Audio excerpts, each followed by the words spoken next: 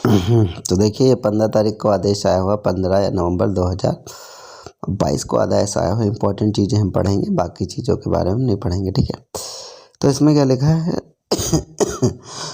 समस्त विद्यालयों में एसएमसी का गठन किया जाए, ठीक है।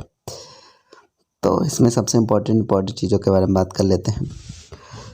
तो लिखा हुआ है 20 नवंबर से 30 नवंबर 2022 तक की अवधि में गठन कराना है, ठीक है। उक्त स्थान पर विद्यालय के नवीनतम एसएमसी के लिए इसके बीच जो है गठन हो जाना चाहिए, ठीक है।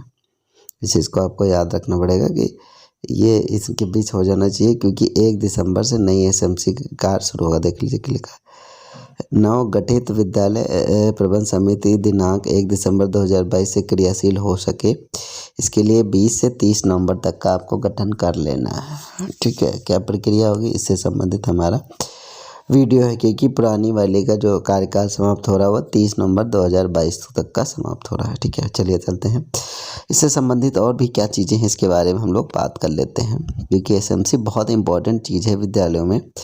तो जैसा कि पता है कि 23 महीना पूरे हो चुके हैं, 24वां माह समाप्त होने के बाद नवीन गठन करना है। मान लीजिए अगर पुरानी का गठन नहीं हो पाता, ऐसी दशा में सामान्य होते ही यथाशीघ्र, मान लीजिए अगर कहीं गठन ना हो पाए किसी कारणवश, तो जब स्थिति सामान्य होते ही एसएमसी का गठन कर लेना है। ये नहीं कसम नहीं खाने के कर ही लीजिए, ऐसा नहीं है, इसमें ऐसा भी लिखा है, ठीक है।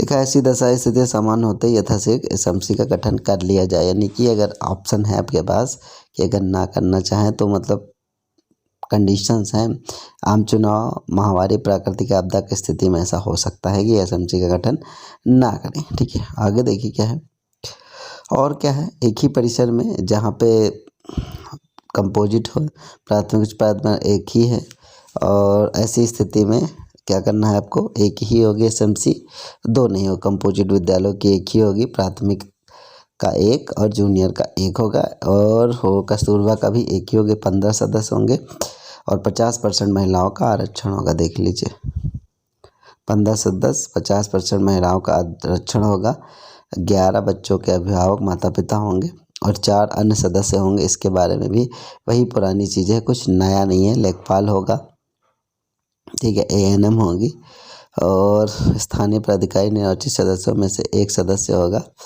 और एक सदस्य विद्यालय का प्रधानाध्यापक होगा, सचिव होगा, उसमें कुछ चेंज नहीं होने वाला, ठीक है। प्रबंध अभिभावक सदस्यों में से एक एससी हो, एसटी ऐसी समस्या होनी चाहिए। बाकी चीज़ें वही हैं जो आपको पता है, ज़्यादा मैं पढ़ के पूरा एक एक चीज़ नहीं, ठीक है। प्रत्येक कक्षा के बच्चों में से एक एक माता पिता चयन किया जाए। 10-50 शेष चयन सदस्यों का आम सहमति बनने की स्थिति में सदस्यों का चयन किया जाएगा, ठीक है। इसके बारे में बात हो जाएगी। उपस्थित गोपनीय में मतदान कराया जाएगा। विवाद की स्थिति में खंड शिक्षा अधिकारी जो है अपना मतदान करा लेंगे। बाकी चयन की प्रक्रिया वही रहेगी, पुरानी ही, कुछ नया नहीं होगा, ठीक है। शिक्षा मित्र रसोइया व शिक्षा मित्र कार्यरत विद्यालयों को समिति का सदस्य नहीं बनाया जा सकता। इस चीज़ का याद रखिएगा, अध्यक्ष भी नहीं बना जा सकता। आम सभा बैठक अभिभावकों की अंगूठा व निशान रिकॉर्ड के रूप में रखा जाएगा, ठीक है। बाकी आपको पता है क्या करना है। आगे विद्यालय में कुछ संख्या कम से कम 50% बच्चों के माता पिता को उपस्थिति होनी चाहिए। बाकी का चयन है, आपको पता है कैसे करना है, चयन ही करना है।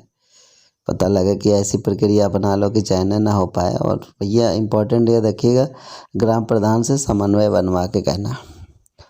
प्रक्रिया देख लीजिए, जिलाधिकारी के जनपद के समस्त विकासखंडों तथा स्थित विद्यालय हेतु खुली बैठक तिथियां निर्धारण करके प्रत्येक विकासखंड के लिए पृथक पृथक नोडल अधिकारियों को नामित करेंगे, जो आवंटित विकासखंड के समस्त विद्यालयों में विद्यालय प्रबंधन समिति के गठन के लिए उत्तरदायी होंगे, सामान्य पर्यवेक्षक का कार्य करेंगे, ठीक है।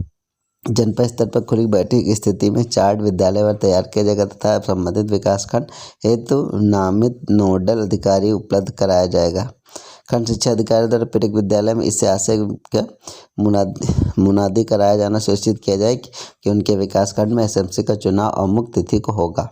विकासखंड के नोडल अधिकारी द्वारा योजनाबद्ध तरीके से अपने विकासखंड की स्थिति में विद्यालय में खुली बैठक हुई ब्लॉक में उपलब्ध कर्मियों की टीम गठित कर विद्यालयवार ड्यूटी आवंटित करी जाए तथा विद्यालय में बैठक तिथि आवंटित अधिकारियों का नाम ससमय उपलब्ध कराया जाए। तो ये सारी चीज़ें इसमें इम्पोर्टेंट तो मुझे लग नहीं रहा आपके लिए क्या है।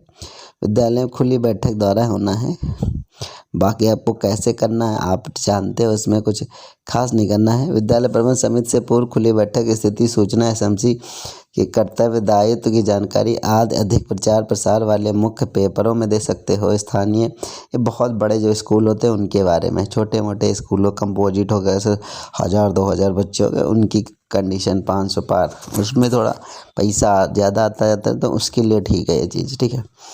खुली बैठक करनी है, ग्राम प्रधान व प्रधान द्वारा नामित पंचायत सदस्य, वार्ड मेंबर, ये सारी चीज़ें होंगी। और वैसे भी प्रधान होगा तो अपनी मर्जी से प्रधानवा ही रखेगा, प्रधान जी ही रखेंगे, फिर उसमें फिर कोई मतलब ही नहीं रहेगा, ठीक है। आगे चलते हैं हम लोग। एसएमसी का गठन राज्य, जनपद, ब्लॉक स्तर पर स्वैच्छिक संस्थाओं के सहयोग, प्रचार प्रसार, ये सारी चीज़ें होंगी। गठन समाप्ति के बारे में क्या है, एसएमसी का पद कब समाप्त होगा। एसएमसी पदस्थ आकस्मिक मृत्यु होने की दशा, किसी प्रकरण सजा पा जाए या फिर न्यायालय द्वारा किसी कामकाज, नौकरी पेशा, किसी अन्य कारण से अन्य जनपद में पलायन हो जाए, ऐसी दशा में, इस दशा में जो है उनका जो है जा सकता है। विद्यालय प्रबंधन समिति रिक्त पदों में 11 अभिभावक सदस्यों के कोटा को पूर्ण करने के लिए निम्नलिखित प्रक्रिया है। विद्यालय प्रबंधन समिति के पदाधिकारी सदस्य के पद रिक्त होने की दशा में बच्चों के माता पिता अभिभावकों को खुले बैठक बुलाकर आम सहमति से सदस्यों का चुनाव किया जाए। तदनुसार खाता संचालन यथा आवश्यकता संशोधन बेसिक शिक्षा अधिकारी द्वारा अनुमति प्राप्त करने के उपरांत किया जाए। प्रतिबंध यह है कि 50% अभिभावकों के कोरम पूरा होना अनिवार्य है, ठीक है। पदाधिकारी सदस्य जो बदलाव पूरी प्रक्रिया को एसएमसी की बैठक रजिस्टर में हस्ताक्षर कराएं। बैठक में उपस्थित सभी अभिभावकों को एसएमसी बैठक रजिस्टर हस्ताक्षर कराए जाएं। नई एसएमसी द्वारा सदस्यों को अध्यक्ष उपाध्यक्ष चुनाव आपस में सहमति किया जाए। सदस्यों तथा अध्यक्ष उपाध्यक्ष का नाम में बदलाव सूचना एसएमसी के सचिव द्वारा लिखित रूप से बैठक कार्यवाही कार्य खंड शिक्षा अधिकारी एवं जिला बेसिक शिक्षा अधिकारी को दी जाए। एसएमसी के कार्य और दायित्व ये आपको पता है, और मुझे नहीं लगता कि इसमें मुझे आपको बहुत ज़्यादा बताने की ज़रूरत है। विकास योजनाएं आती हैं, कई सारी चीज़ें आती हैं, ये सारी चीज़ें अगर आपको पढ़ने का मन होगा पढ़ लेना। पहले ही 7.5 मिनट का वीडियो बना चुका हूँ, ठीक है। कार्य एवं दायित्व की बात हो जाती है। अब आ जाता है कि वित्तीय व्यवस्था जो इम्पोर्टेंट है, इसके बारे में बात कर लेते हैं। वित्तीय व्यवस्था, जीरो बैलेंस सब्सिडरी अकाउंट, अभी तो खाता खोला ही गया है कि पहले से एसएमसी का बदल लो भैया, ठीक है। जो क्या है, विद्यालय प्रबंधन समिति की बैठक का जो अंतर्गत खोला जाएगा, समिति के अध्यक्ष और सदस्य सचिव और प्रधान अध्यापक द्वारा संयुक्त रूप से संचालित किया जाएगा। बेसिक शिक्षा अधिकारी खंड शिक्षा अधिकारी द्वारा लिखित अनुमति के बिना खाते को किसी अन्य बैंक स्थानांतरित नहीं किया जाएगा तो नया खाता खोलने की कार्रवाई नहीं की जाएगी। विद्यालय के खाते का विधिवत रखरखाव एवं अभिलेख सुरक्षित रखने का दायित्व विद्यालय के प्रधान अध्यापक का होगा और ऑडिट के समय समस्त अभिलेख उपलब्ध कराना सुनिश्चित किया जाएगा। बेसिक शिक्षा अधिकारी द्वारा निर्माण कार्यों की प्रगति और गुणवत्ता को सुनिश्चित करने हेतु प्रत्येक माह खंड शिक्षा अधिकारियों के माध्यम से निरीक्षण की व्यवस्था सुनिश्चित की जाएगी। जिला मजिस्ट्रेट द्वारा यथावश्यकता निर्माण कार्यों की जांच टीम एवं 2 विभागों का अभियंता व शिक्षा विभाग के 1 अधिकारी द्वारा कार्रवाई की जाए। गंभीर शिकायतें प्राप्त होने पर जिलाधिकारी, बाकी इसमें कुछ ऐसा है नहीं। एसएमसी का खाता का पूरा सारी चीज़ें कर जाएंगे, निर्माण करके अलग से ये चीज़ें हैं, इससे भी कोई मतलब नहीं है। तो फिलहाल आपको जानने की इतनी ज़रूरत नहीं है, बाकी मैंने इसमें दे दिया है चीज़ों को।